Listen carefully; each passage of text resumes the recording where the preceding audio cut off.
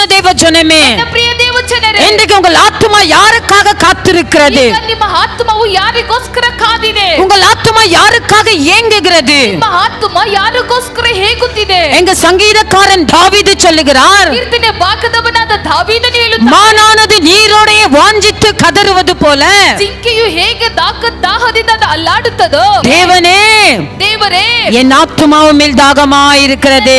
ಆತ್ಮವು ನಿನ್ನ ಮೇಲೆ ದಾಹ ಉಳ್ಳದಾಗಿದೆ. ஹalleluya, ஹalleluya, ஹalleluya.